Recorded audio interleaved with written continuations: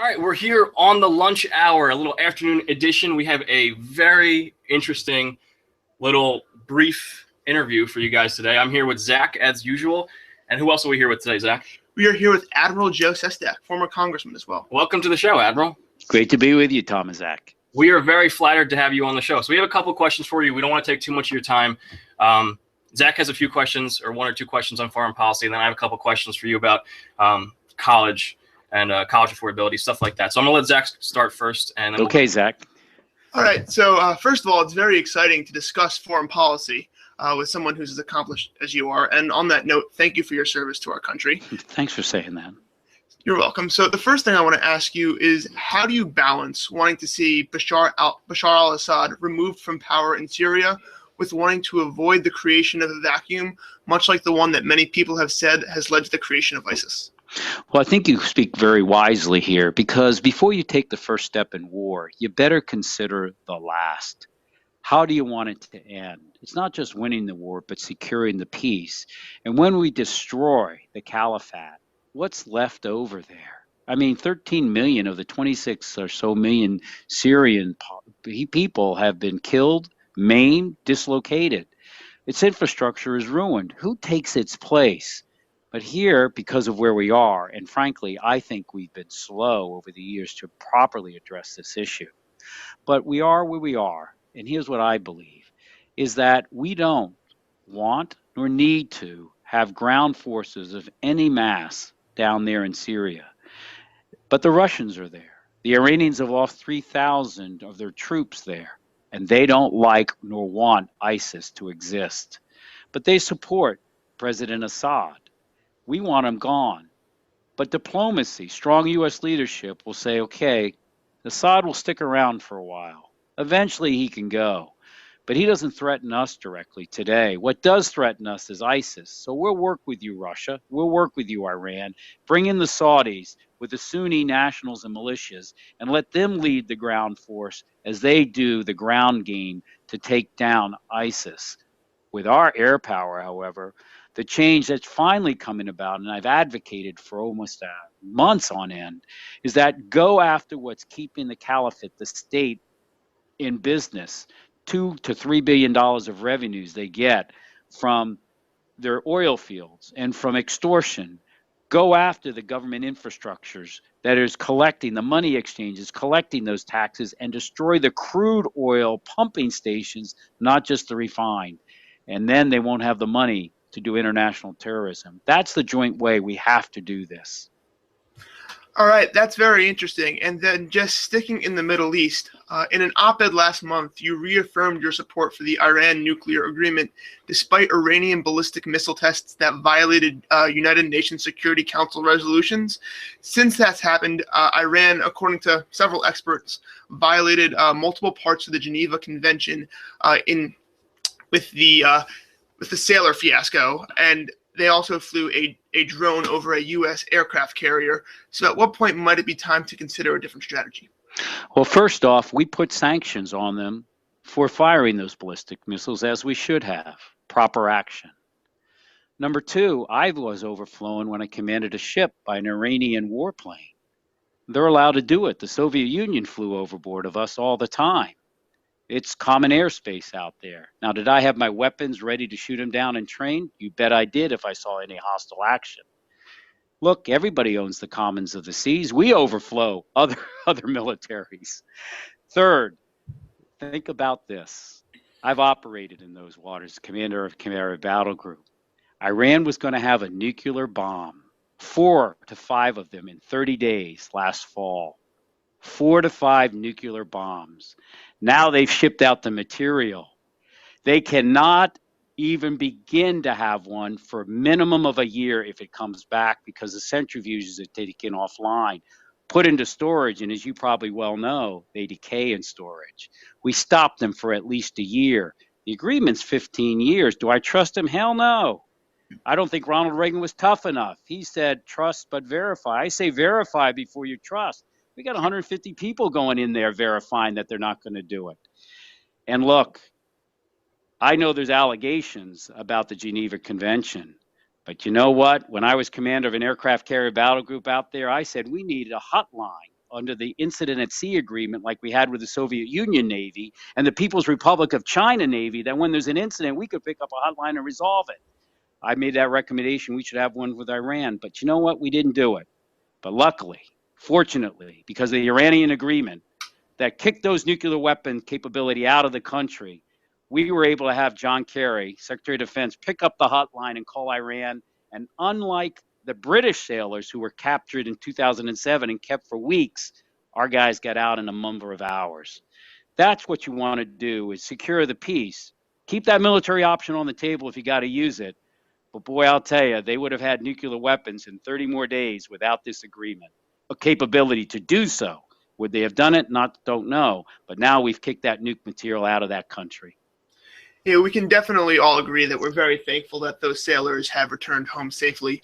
And then just the last question I want to ask you on this topic before we shift gears is a central theme of the current presidential election has been immigration. But I want to discuss the current state of our borders solely from the perspective of national security. Do you think that we're currently at risk? What reforms would you like to see enacted? Well, you bring up a great question. When I went down, and you brought up drones, when I went down to Congress in 2007, there was a limit, I think, of either 4 drones, I think it was, that we were limited to, that the Immigration Service could use, the Homeland, to patrol our borders. I worked hard to get that changed. We got it increased. It should be unlimited. My gosh, building walls, eventually somebody is going to be able to tunnel or climb over a wall. We should be using the highest technology we have, where drones are patrolling those borders like the Predator and others that can be up there 24 hours a day, see through the darkness of the night. And when someone's crossing somewhere, very simply and efficiently send something down to, let's say, a Humvee, whoop, and it intercepts the people. Now, you may need walls in certain places, but I'm a strong advocate of securing our borders. Why? I headed the Navy's anti-terrorism unit. I know intelligence. And we knew at the time, back there when I was in the Navy, Al-Qaeda was involved in the narco trade south of the border. You don't want to secure the border just because of those coming across that are coming across illegally. You want to secure it for many cross what we call transnational dangers. I mean, we even want to make sure we're protecting it from Ebola or those types of diseases coming from Africa in the air. We have to secure our borders all the way around, including waterways. It's why when I went down there, the 9/11 report that said secure even our waterways and everything was giving a C. We put in legislation so that we could begin inspecting ships before they came over here in foreign countries for nuclear possible material. And so that's the kind of strong protection of Homeland Defense I'm for, and we just got to do it. Walls, well, there's a lot more to it than that. Very, very interesting, Admiral. Now Tom is going to shift gears a little bit. I just wanted to say real quick, thanks for taking us seriously and not just treating us like college students. Those are some incredible. Look, let me tell you something. I went to teach after I didn't win the Senate race to colleges because I like being with the youth of America because they're not burdened with experience. They're willing to challenge things, and heaven knows the establishment, particularly of both parties, is broken today. And second, come aboard an aircraft carrier with me. As I tell everybody, the average age of those 5,000 sailors is 19 and a half. They run a nuclear reactor. They fix the pilot's plane before he or she gets in. They don't even ask a question to the pilot. They just salute that young 19-and-a-half-year-old. I lived with them. I fought with them. I would die for them. Why? If anybody doesn't think the youth of America aren't great, come on out to the military. Or, as I was teaching and had great kids, students. I'm sorry about that. I totally agree. So I had 2 questions real quick. I want to move, and this may seem less substantive than what Zach had for you, but I think, since this is a college show, we might as well dive into some college topics. So one of the big things going on right now is the topic of college affordability, and I know you've talked about that a little bit. Where do you fall on the scale? Bernie Sanders has proposed that he thinks that all public colleges should be free. Do you agree with that proposal? Do you propose an alternative to that, something different? Yeah, I believe in something different because at the end of the day, you got to pay for it somehow. And I like to have people have some skin in the game, so to speak. But look, talking about youth, I taught 2 courses at colleges across this nation, 5 colleges across this great state of ours. And one of them was ethical leadership. The other was Restore the American Dream, a research course. And I'll tell you what one of the students who, each person had to do 4 research papers. Leave your ideology outside. Tell me what the facts are. Analyze it. Then use your ideology if you want to interpret the facts. Here's what the student helped teach me. That today the U.S. government's going to make $127 billion on the back of our students and their families because they got the wrong interest rate for the loans that they give. Because students used to pay off their government loans, at about 7 years. So they based it on the 10-year treasury. But because the cost of education has skyrocketed so much and the students are being so burdened with debt, now they pay it off at about 15 years, the first cohort, and another large cohort at 25 years. So what do? If we base it instead on the 10 and the 30-year treasury securities, the government makes no money, and we cut student loans, at least as when we were studying it, in half. And $129 billion is given back to families and students. And now you have the ability for first-time homeowners, which have disappeared to a large percent, like 6% less than what it used to be 20 years ago, because students are being so burdened they can't afford a home the first 10 years. All of a sudden, they've got some money to begin buying homes, and all of a sudden they're buying window dressings and shovels or whatever, and the consumer type of approach to help our economy goes forward. That's just one way to help us make it affordable. I can talk about more if you'd like. Yeah, that's a great answer. And I want to switch to one other topic, and then we'll let you go. Absolutely. We're actually very grateful to have you on. We really appreciate it. I love it. I'd love to come back. Yeah. So one of the things that me specifically, I've put an emphasis on this year, and I'm sure you probably know, we are a conservative libertarian show on campus, which is we're very outnumbered. So basically, the question I wanted to ask you is, someone who has taught, and you said something interesting earlier about the topic of intellectual diversity, especially in the classroom. We get the impression here at Bucknell, and Michael Bloomberg said something similar about school. It's like Harvard. He said it in his commencement address that students aren't necessarily given the tools to leave the classroom and be anything other than a liberal or a progressive. And me specifically, I don't view that as the most productive way to go about instruction. I just want to know, as a former instructor yourself, what are your thoughts on stuff like that? Absolutely. Let me take it. First off, I love going on conservative libertarian shows. I do it in York County. Even when I wasn't in office, I would go on the WSBA down there about once every month or so, and I still go on.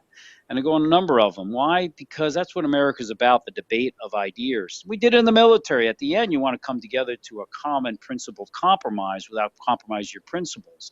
To your specific point, here's what I believe. What I told my students was, look, when you come into my class, leave your ideology outside. I said, I believe in what Napoleon said. Now, by the way, guys, don't tell my wife this. But Napoleon said, if I were to be in love, I would analyze it bit by bit, because you can't ask how or why enough. So when they came in, I said, analyze it. And then tell me if you got an ideology, if you want to bring that in after the first facts are on the table. Because our university is supposed to teach people not what to think, but how to think. And if you don't have that debate of ideas, and I can't tell you how Bucknell is or anybody else that much, but I know how I approach it, then gosh, we are not going to be able to have the fruition we want out of our universities, which is moving forward. If like in other countries, you go to China or someplace like that, they're teaching them what to think. And it's the debate of ideas that really gives fruit out there. And quite frankly, I think if you've read certain things here where people are a little bit, I'm worried. I'm worried that both parties are broken in terms of accountability to people. We don't trust either party's leadership. I don't. And I think most people want to go around the state. But listen to this. If the Republican Party, for example, isn't a very healthy party, and some are worried about it might be going too much one way now as some of the other way, well, then we're not healthy as a Democratic Party, as a nation, because if you don't have that debate, which we don't get that much debate anyway, because people tend not to say they're too worried to say what they believe because they're worried about being taken down in terms of losing their job by somebody to the left or to the right of them. But if we don't have that, then we're not going to be able to actually have the trust in our leaderships, and we just don't have that today. So I'm totally in agreement that making sure you have the debate and the diversity of opinion in any environment, Navy or universities, is absolutely critical.